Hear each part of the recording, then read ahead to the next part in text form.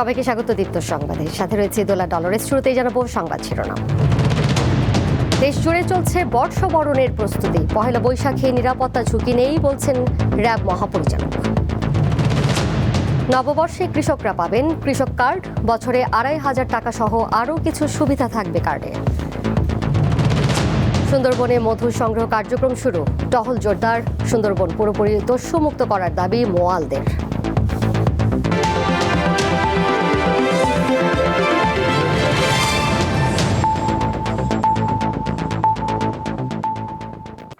বাংলা নতুন বছরকে স্বাগত জানাতে দেশের সর্বত্র চলছে প্রস্তুতি।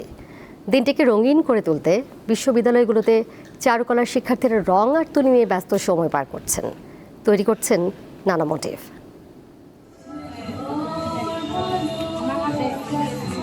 এসো প্রাণের উৎসবে, জাগো নব আনন্দে, এই স্লোগানকে সামনে রেখে চট্টগ্রাম বিশ্ববিদ্যালয়ে উদযাপিত হচ্ছে বাংলা নববর্ষ। পুরনো বছরের গ্লানি ভুলে নতুনকে বরণ করে নিতে নানা প্রস্তুতিতে ব্যস্ত শিক্ষার্থীরা।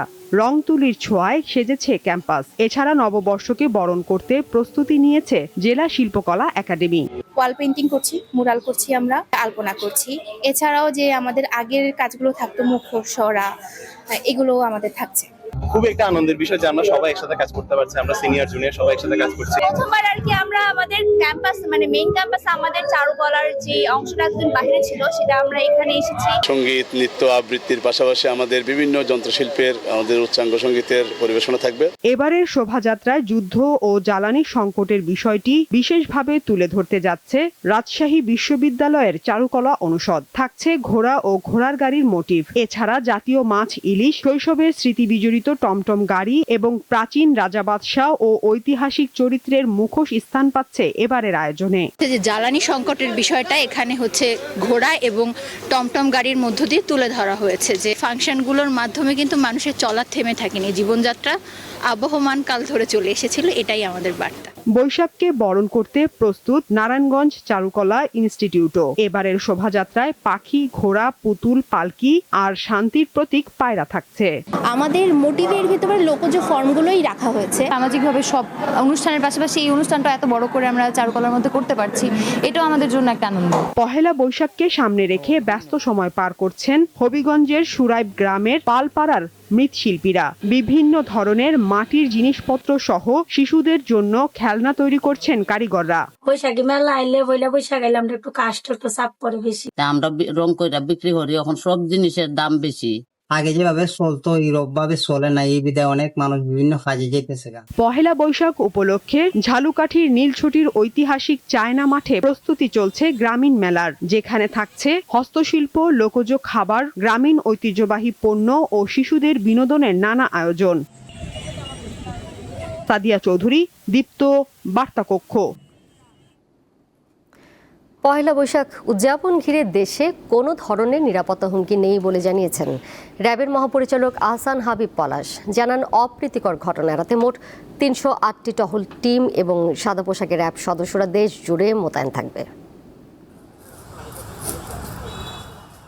২০০১ সালে রমনা বটমূলে ভয়াবহ বোমা হামলার ঘটনা মাথায় রেখে এরপর থেকেই সেখানে বর্ষবরণ ঘিরে সর্বোচ্চ নিরাপত্তা ব্যবস্থা নেয় আইন শৃঙ্খলা বাহিনী। এবারের উদযাপন ঘিরেও তার ব্যতিক্রম হয়নি। সোমবার সকালে রাজধানীর রমনা বটমূলে র্যাবের নিরাপত্তা ব্যবস্থা পরিদর্শন করতে যান বাহিনীর মহাপরিচালক। জানান, রমনা বটমূল সহ যেসব স্থানে বর্ষবরণ অনুষ্ঠান হবে সেসব এলাকায় বিশেষ নিরাপত্তা বলয় গড়ে তোলা হয়েছে। ১৮১টি পিকআপ পেট্রোল টিম, ১২৭টি মোটরসাইকেল পেট্রোল টিম সহ সর্বমোট ৩০৮টি টহল এবং সাদা পোশাকে নজরদারি সহ র্যাবের সদস্যগণ মোতায়েন থাকবেন। রাজধানীর গুরুত্বপূর্ণ স্থানসমূহে র্যাবের বোম ডিসপোজাল ইউনিট এবং ডগ স্কোয়াড সুইপিং কার্যক্রম চালিয়ে যাচ্ছে। কেউ যাতে অপতথ্য দিয়ে সহিংসতা তৈরি করতে না পারে সেজন্য সার্বক্ষণিক সাইবার টিম প্রস্তুত রয়েছে বলেও জানান তিনি। গোয়েন্দা তথ্য, সাইবার মনিটরিং সহ অন্যান্য তথ্য বিশ্লেষণপূর্বক বাংলা নববর্ষকে কেন্দ্র করে নাশকতার ব্যাপারে কোনো সুনির্দিষ্ট তথ্য এখন পর্যন্ত পাওয়া যায়নি। গোয়েন্দা নজরদারি এবং সাইবার মনিটরিং এর মাধ্যমে নাশকতাকারীদের যে কোনো নাশকতার পরিকল্পনা নস্যাৎ করে দিতে প্রস্তুত র্যাপিড অ্যাকশন ব্যাটালিয়ন। এদিকে ডিএমপি জানিয়েছে, নগরবাসীর পহেলা বৈশাখ উদযাপন নির্বিঘ্ন করতে 6,000 পুলিশ মোতায়েন করা হচ্ছে। ইম্পর্টেন্ট যে স্থানগুলোতে আমাদের জনসমাগম হতে পারে সেগুলিকে সামনে রেখে আমরা আমাদের নিরাপত্তা ব্যবস্থা গ্রহণ করেছি। পোশাকে এবং সাদা পোশাকে ট্রাফিক পুলিশ সহ প্রায় 6,000 পুলিশ সদস্য আমাদের বিভিন্ন নিরাপত্তা স্তরে মোতায়েন থাকবে। অনুষ্ঠানস্থল ও শোভাযাত্রার রুটে সিসিটিভি, ভিডিও ক্যামেরা ও ড্রোনের মাধ্যমে সার্বক্ষণিক নজরদারি থাকবে বলেও জানান তিনি।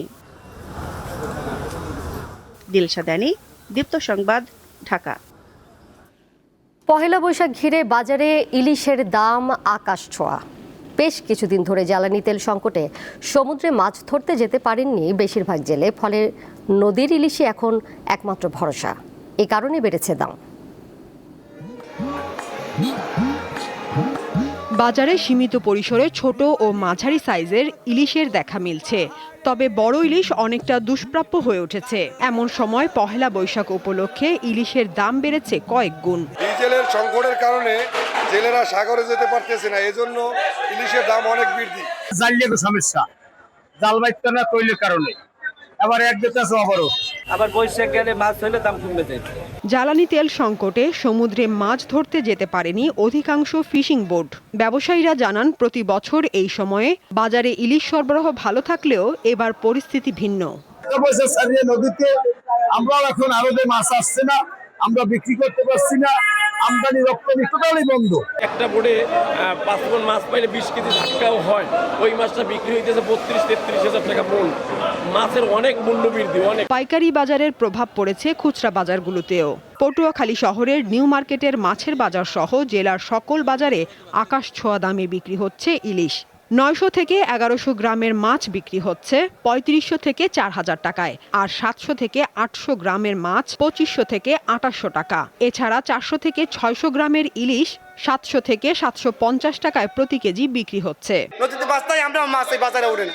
আগে ছিল 500 টাকা কেজি, আর কেজি 300 টাকা বেশি কিনা লাগে। চাইছিলাম যে পয়লা বৈশাখ বাচ্চাদের নিয়ে ইলিশ মাছ দিয়ে ভাত খাবো, কিন্তু আসলে পারি না, যার জন্য পাঙ্গাস মাছ কিনে নিয়ে গেলাম। জ্বালানি সংকট দীর্ঘস্থায়ী হলে এর প্রভাব আগামী ইলিশ মৌসুমেও পড়তে পারে বলে আশঙ্কা সংশ্লিষ্টদের। সাদিয়া চৌধুরী, দীপ্ত, বার্তা কক্ষ।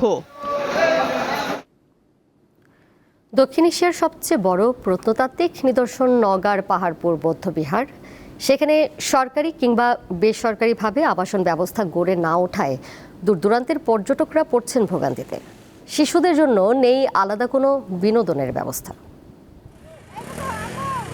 ইউনেস্কোর ওয়ার্ল্ড হেরিটেজ হিসাবে স্বীকৃত নওগাঁর পাহাড়পুর বৌদ্ধবিহার বর্তমানে নানামুখী সংকটে। প্রতি বছর কয়েক লাখ দেশি বিদেশি পর্যটক ঘুরতে যান সেখানে। আবাসন সংকট, পরিবেশ দূষণ ও ভালো হোটেল না থাকায় ভোগান্তিতে পড়ছেন তারা। নওগাঁ শহর থেকে পাহাড়পুর বৌদ্ধবিহারের দূরত্ব প্রায় 34 কিলোমিটার। দূর থেকে যাওয়া দর্শনার্থীদের আশ্রয় নিতে হয় পাশের জয়পুরহাট অথবা নওগাঁ জেলা সদরে। তাই আবাসন সমাধানে দ্রুত কার্যকর ব্যবস্থা নেওয়ার দাবি জানিয়েছেন পর্যটকরা। যদি এখানে আসলে থাকার মতো কোনো ভালো রিসোর্ট বা হোটেল থাকতো, তাহলে আমরা যারা পর্যটক আছি, যারা অনেক দূর দূরান্ত থেকে আসছি, তারা আসলে এখানে থেকে জায়গাটাকে আরো একটু সুন্দরভাবে আমরা দেখতে পারতাম। এখানে যেটা সমস্যা হচ্ছে যে থাকার বিষয়টা একটা সমস্যা আছে, তারপরে শিশুদের একটা খেলনার সমস্যা আছে।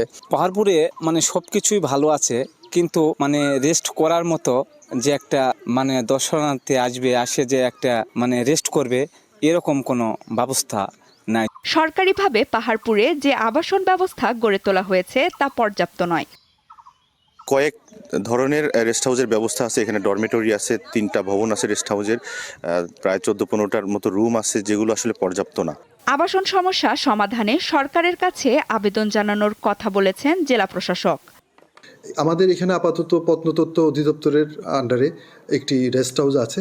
আমরা চিন্তা করছি সেটার পরিধি বাড়ানো যায় কিনা, যাতে যারা পর্যটক আসে তাদের থাকার ব্যবস্থা করা যায়। আবাসন ব্যবস্থা গড়ে তোলা হলে পাহাড়পুরে পর্যটক আরও বাড়বে, দূর হবে ভোগান্তি। সঞ্জিদা স্নিগ্ধা, দীপ্ত, বার্তা কক্ষ।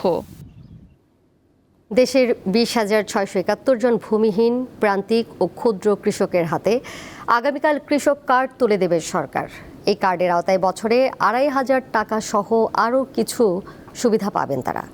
প্রাক পাইলটিং কার্যক্রমের জন্য ব্যয় হবে ৮,৩৪,০০,০০০ টাকা। এই ধাপ সফলভাবে সম্পন্ন হওয়ার পর দেশের ১৫টি উপজেলায় হবে পাইলট কার্যক্রম।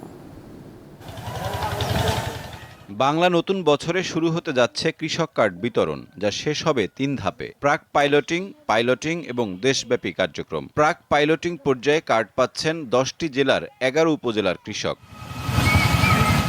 ফসল উৎপাদনকারী কৃষকের পাশাপাশি মৎস্য চাষী বা আহরণকারী, প্রাণী সম্পদ খাতে নিয়োজিত খামারি ও দুগ্ধ খামারি, লবণ চাষী, ভূমিহীন, প্রান্তিক, ক্ষুদ্র, মাঝারি ও বড় শ্রেণীর কৃষকরা পাবেন কার্ডের সুবিধা। 11 এপ্রিল পর্যন্ত 22,065 জন কৃষকের তথ্য সংগ্রহ করা হয়েছে। এর মধ্যে পহেলা বৈশাখ কার্ড দেওয়া হবে 20,671 জনকে। কৃষক কার্ড মূলত একটি ডেবিট কার্ড। সোনালী ব্যাংকের স্থানীয় পর্যায়ের শাখায় এরই মধ্যে সংশ্লিষ্ট কৃষকদের নামে এই কার্ডের বিপরীতে ব্যাংক হিসাব খোলা হয়েছে। ন্যায্য মূল্যে কৃষি উপকরণ ও সেচ সুবিধা, সহজ শর্তে কৃষি ঋণ, স্বল্প মূল্যে কৃষি যন্ত্রপাতি, সরকারি ভর্তুকি ও প্রণোদনা সহ মোট 10টি সুবিধা পাবেন কার্ডধারী কৃষকরা। কার্ডের মাধ্যমে কৃষকেরা সংশ্লিষ্ট ডিলারের কাছে সরবরাহ করা পয়েন্ট অফ সেল বা POS মেশিন ব্যবহার করে সার, বীজ, মৎস্য ও প্রাণী খাদ্য সহ বিভিন্ন কৃষি উপকরণ কিনতে পারবেন। সাইফুর রহমান শিশির, দীপ্ত বার্তা কক্ষ। এবার কেওয়াইস্টিল চট্টগ্রাম সংবাদ।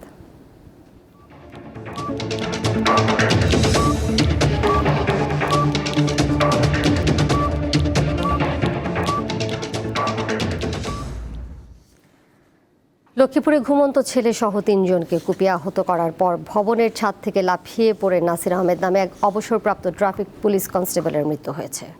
সকালে লক্ষ্মীপুর পৌর শহরের বাঞ্ছানগর এলাকার পেশকার বাড়িতে এই ঘটনা ঘটে। আহতদের স্বজন ও স্থানীয়রা জানান, নাসির ঘুমন্ত অবস্থায় তার কলেজ পড়ুয়া ছেলে ইমরান আহমেদকে কুপিয়ে আহত করে। এক পর্যায়ে প্রতিবেশী মিজানুর রহমান স্বপন ও ইমরান তাকে থামানোর চেষ্টা করলে তাদেরও কুপিয়ে আহত করে।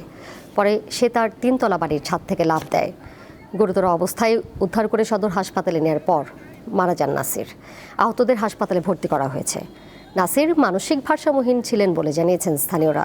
ঘটনা তদন্তে কাজ করছে পুলিশ।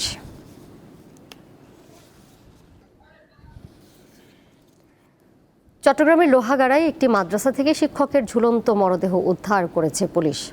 সকালে উপজেলা সদর ইউনিয়নের আলুরঘাট এলাকার তালিমুল কোরআন ওয়াসসুন্নাহ মাদ্রাসার একটি আবাসিক কক্ষ থেকে শিক্ষক শিব্বির আহমেদ হাসানের মরদেহ উদ্ধার করা হয়। খবর পেয়ে ঘটনাস্থলে পরিদর্শন করেছে পুলিশ। এটি আত্মহত্যা বলে প্রাথমিকভাবে ধারণা করা হচ্ছে। মরদেহ ময়নাতদন্তের জন্য মর্গে পাঠানো হয়েছে।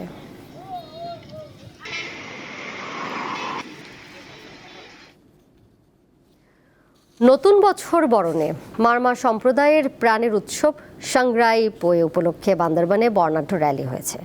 সকালে ক্ষুদ্র নৃগোষ্ঠী সাংস্কৃতিক ইনস্টিটিউট ও উৎসব উদযাপন পরিষদের আয়োজনে স্থানীয় রাজার মাঠ থেকে র্যালি বের করা হয়। এই সময় মারমা, মোড়ো, চাকমা, তঞ্চঙ্গা, ত্রিপুরা বোম সহ বান্দরবানে বসবাসরত 11টি ক্ষুদ্র নৃগোষ্ঠীর নারী পুরুষরা নিজস্ব বিভিন্ন পোশাক ঐতিহ্যবাহী পরিচ্ছদ নিয়ে র্যালিতে অংশ নেন।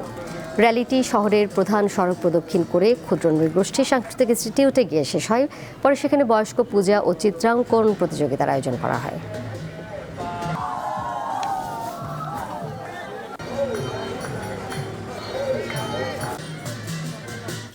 মধ্যপ্রাচ্যে যুদ্ধ ও উত্তেজনার প্রভাব থেকে মুক্ত হতে পারছে না বাংলাদেশের জ্বালানি খাত। তেলের জন্য প্রায় 1.5 মাস ধরে যানবাহনের চালকদের মধ্যে হাহাকার। এই অবস্থায় ফুয়েল পাস চালু করা হলেও ভোগান্তি শেষ হচ্ছে না।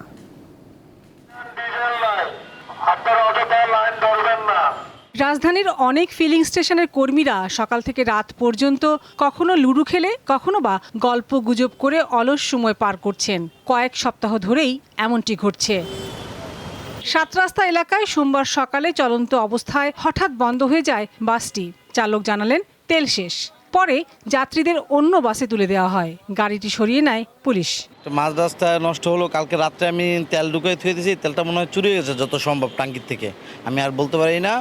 এখন এইখানে আইসা যখন গাড়ি স্টার্ট বন্ধ হয়ে গেছে তখন আমি টাঙ্কির মুখ খুলে দেখি তালা ভাঙা আমার। এটি আসাদগেট এলাকার একটি ফিলিং স্টেশন। এখানে তেলের জন্য গাড়ির দীর্ঘ সারি। কেউ কেউ রবিবার রাত থেকে লাইনে রয়েছেন। যন্ত্রাংশ চুরি হয়ে যাওয়ার ভয়ে গাড়ি ছেড়ে কোথাও যাওয়ার সুযোগ নেই। এটা আপনার রাত 11টার সময় আসছি তো এক লাইনে, আপনার তেল যখন আসবে তখন 2500-2000 টাকা এরকম দিবে।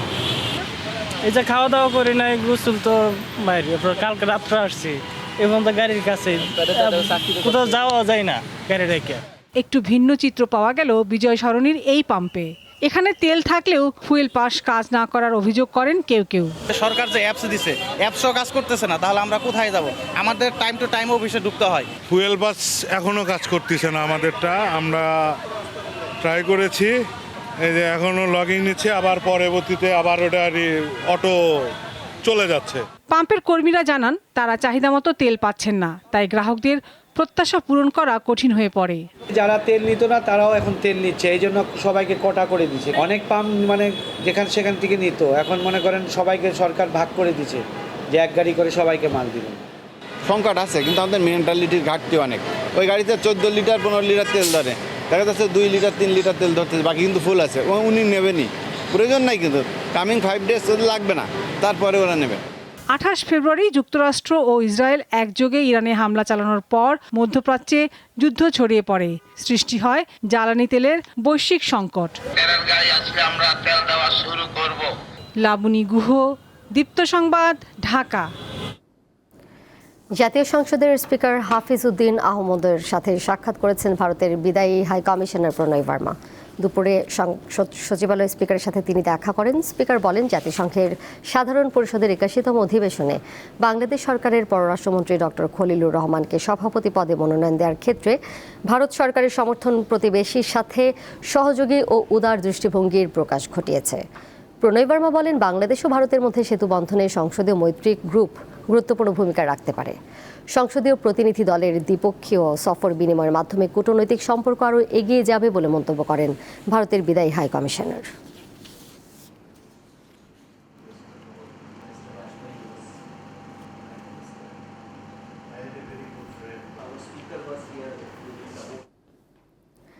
রাজধানীর নামকরা কিডনি চিকিৎসক অধ্যাপক ডাক্তার কামরুল ইসলামের সিকেডি হাসপাতালে চাঁদাবাজির মামলায় প্রধান অভিযুক্ত যুবদলের সাবেক নেতা মঈনুদ্দিন সহ 7 জনকে গ্রেপ্তার করেছে র্যাব।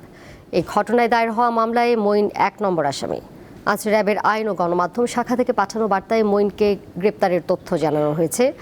মঈন ছাড়া অন্য 6 জনের নাম পরিচয় জানায়নি র্যাব। অধ্যাপক কামরুল ইসলামের সিকেডি হাসপাতালে সম্প্রতি চাঁদাবাজির অভিযোগ ওঠে। যুবদলের সাবেক নেতা মঈনুদ্দিনের নেতৃত্বে একদল চাঁদাবাজ হাসপাতালটিতে হানা দেয় বলে অভিযোগ করেন এই চিকিৎসক।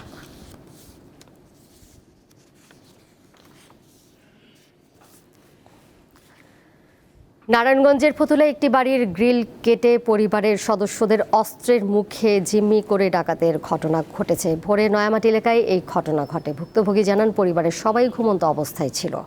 রান্নাঘরের জানালার গ্রিল কেটে 5-6 জন ডাকাত ঘরে ঢুকে পরিবারের সকলকে অস্ত্রের মুখে জিম্মি করে চোখ হাত বেঁধে ফেলে। ঘরের আলমিরা থেকে নগদ 2 লাখ টাকা ও 40 ভরি স্বর্ণালংকার লুট করে নিয়ে যায়। অপরাধীদের দ্রুত গ্রেপ্তারের জন্য অভিযান চালাচ্ছে পুলিশ।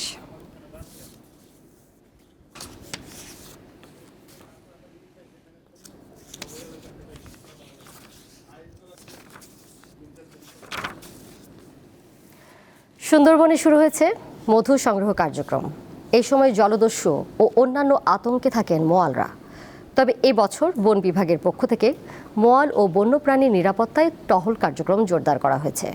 সুন্দরবন পুরোপুরি দস্যুমুক্ত করার দাবি সংশ্লিষ্টদের।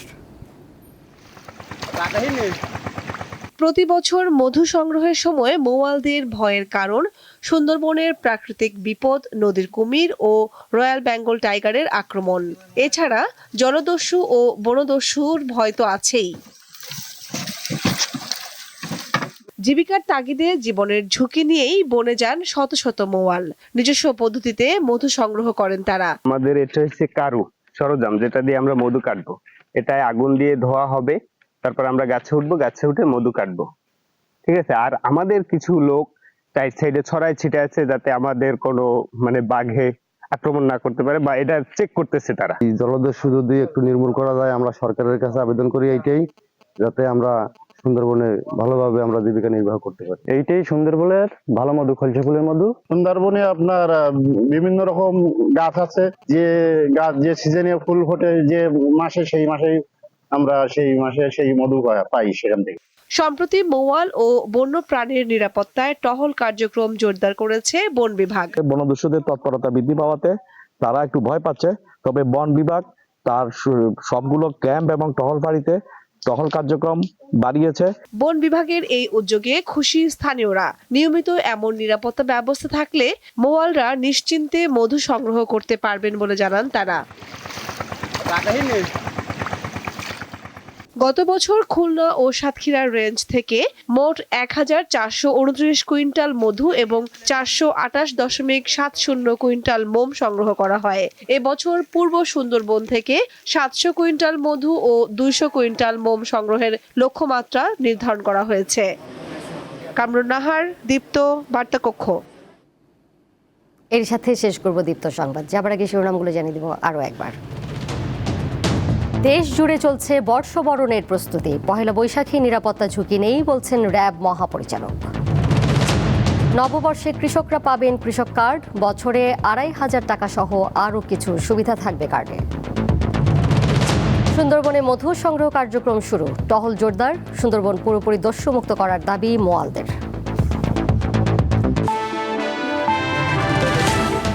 এই ছিল এখনকার মতো। পরের সংবাদ দেখবেন সন্ধ্যা ৬টা ৪০ মিনিট। এছাড়াও আরও তথ্য এবং বিনোদনের নানা খবরাখবর জানতে যুক্ত থাকুন দীপ্ত ডিজিটাল প্ল্যাটফর্মে। ধন্যবাদ সবাইকে।